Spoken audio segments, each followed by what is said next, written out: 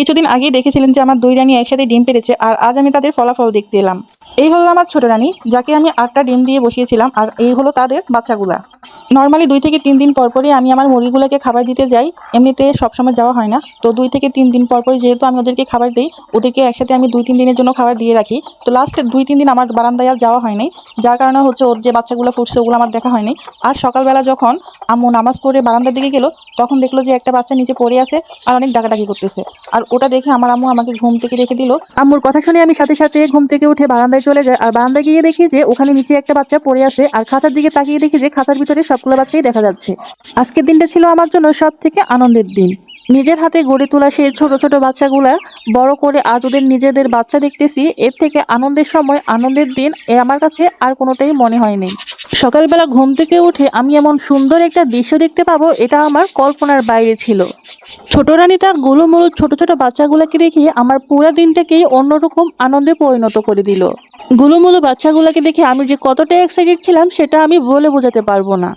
বাচ্চাগুলো যেহেতু অনেক ছোট ছোট, আর খাঁচার পাকা জায়গাগুলো অনেক বড় বড় বাচ্চাদের তুলনায়, আর আমি যেহেতু আমার বড় খাঁচার উপরে এই মুরগির খাঁচাটা রেখেছি, তো এখান থেকে পড়ে যাওয়ার চান্স অনেক বেশি।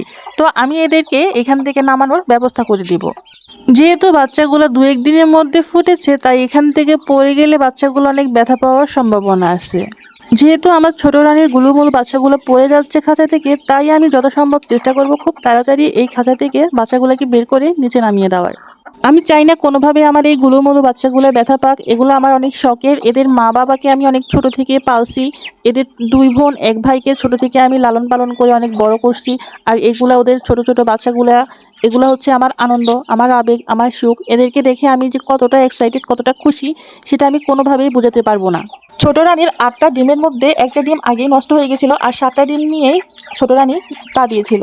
ওদেরকে এখন আমি এই খাঁচাটা থেকে নিচে নামিয়ে দিব, যেহেতু ওরা পড়ে যায়, পড়ে গেলেও এত উপর থেকে পড়লেও অনেক ব্যথা পাবে, তাই ওদেরকে আমি এখন এখান থেকে নামিয়ে দিব। আর ওই জন্য আমি ওদেরকে এখন নামানোর ব্যবস্থা করতেছি। ছোট রানী যেহেতু এই ঝুড়িটার মধ্যে এতদিন ডিমে তা দিয়েছিল, আর সেই ডিমগুলা থেকে বাচ্চা ফুটিয়েছিল, সেহেতু এখানে যে খড়গুলো আছে এখানে এগুলা রাখা যাবে না, বাচ্চার গায়ে উকুন হতে পারে। তাই আমাকে এই ঝুড়িগুলার খড়গুলা ফেলে দিতে হবে। খড়গুলা যদি আমি রেখে দিই, তাহলে এই খড়ের মধ্যে থাকা উকুনগুলা বাচ্চা শরীরে প্রবেশ করবে, আর বাচ্চা শরীরে প্রবেশ করার পর অতিরিক্ত পোকামাকড়ের কামড়ে বাচ্চাগুলা মারা যেতে পারে। তাই এগুলাকে ফেলে দেওয়াই উচিত। ঝুড়িটা নামানোর পর আমি দেখতে পেলাম ঝুড়ির খড়গুলার নিচে একটা বাচ্চা মরে পড়ে আছে। এই বাচ্চাটা কিভাবে মারা গেল সেটা আমি বুঝতে পারতেছি না, তবে আলহামদুলিল্লাহ বাকি 6টা বাচ্চা যথেষ্ট সুস্থ আছে। একটা বাচ্চা পড়ে গিয়ে অনেক ব্যথা পেয়েছে, আর বাকি 5টা বাচ্চাই এখানে মায়ের সাথে ঝুড়িতেই আছে। এই বাচ্চাটাকে দেখার পর আমি অনেক বেশি কষ্ট পেয়েছি। এত সুন্দর একটা বাচ্চা এভাবে মরে পড়ে আছে আমি বুঝতেই পারি নাই। আমি আসলে কোনোভাবেই বুঝতে পারতেছি না এটা কিভাবে মারা গেল। একটা বাচ্চা ঝুড়ি থেকে পড়ে গেল, আরেকটা বাচ্চা এভাবে মারা গেল। এইটা দেখার পর আমি কোনোভাবেই এত উপরে বাচ্চাগুলোকে রাখতে চাই না, তাই আমি তাড়াতাড়ি এদেরকে নামানোর জন্য একটা নতুন ঝুড়ির ব্যবস্থা করে নিতেছি। আরেকটা নতুন ঝুড়ি রেডি করার পর আমি একটা একটা করে সবগুলো বাচ্চাকেই নিচে নামানোর চেষ্টা করতেছি। এরা যেন কোনোভাবে পড়ে গিয়ে ব্যথা না পায়, সেই জন্য আমি সবগুলোকে বাচ্চাকেই এখান থেকেই নিচে নামিয়ে নিব।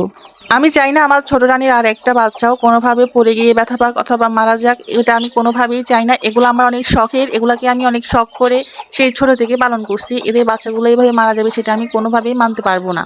একটা একটা করে সবগুলো বাচ্চাই আমি নিচে নামিয়ে ফেলছি, আর একটা বাচ্চা আছে এটা একটু বেশি দুষ্ট। আমার যতটুকু মনে হচ্ছে এটা সবার প্রথমেই ফুটছিল, যার কারণে এগুলো বাকি সবগুলো থেকে একটু বেশি দুষ্টমি করতেছে। আমি যখন ছোট রানীর বাচ্চাগুলো নিচে নামিয়ে ফেলতেছিলাম, তখন ছোট রানী কিন্তু একবারে পাগলের মতো ছোটাছুটি করতেছিল। মনে হচ্ছিল আমি ওর বাচ্চাগুলো হাইজ্যাক করতেছি।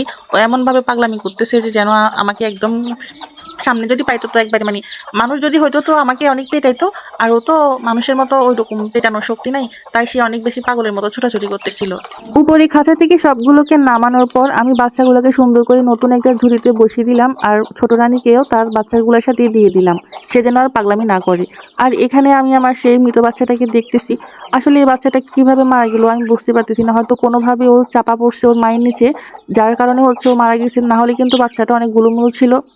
ও যেহেতু চলেই গেছে, তখন তো আর কিছু করার নাই। আফসোস ছাড়া হয়তো আর কিছুই করতে পারবো না। তো ওকে রেখে আমি আমার বাকি বাচ্চাগুলোর যত্ন নেওয়ার চেষ্টা করব। অবশ্যই যেন আমি আমার বাকি ছোট রানীর বাচ্চাগুলোকে ভালোভাবে যত্ন করতে পারি, সেই দিকে ভালোভাবে খেয়াল রাখবো। এখানে ছোট রানী সে তার বাচ্চাগুলোকে পেয়ে অনেক খুশি, একেবারে চুপচাপ করে বসে আছে বাচ্চাগুলোকে নিয়ে। সে যেন হারানো সম্পদ খুঁজে পাইছে এমনভাবে বাচ্চাগুলোর পাশেও দাঁড়িয়ে আছে। মনে হচ্ছে যে আমি ওর বাচ্চাগুলোকে ওর থেকে নিয়ে চলে গিয়েছিলাম, আর ও বাচ্চাগুলোকে অনেক সাধনার পর খুঁজে পাইছে। পৃথিবীতে মায়ের উপরে আর কেউ হয় না, সেটা মানুষ হোক অথবা পশু পাখি। মায়ের ডানার নিচে সন্তান যেভাবে সুরক্ষিত থাকে তা পৃথিবীর কোথাও থাকে না। তো সবাই আমার ছোট রানীর বাচ্চাদের জন্য দোয়া করবেন, তারা যেন ভালো থাকে, সুস্থ থাকে। আসসালামু আলাইকুম, সবাই ভালো থাকেন। আপনাদের পালিত পশু পাখির যত্ন নেবেন। আল্লাহ হাফেজ।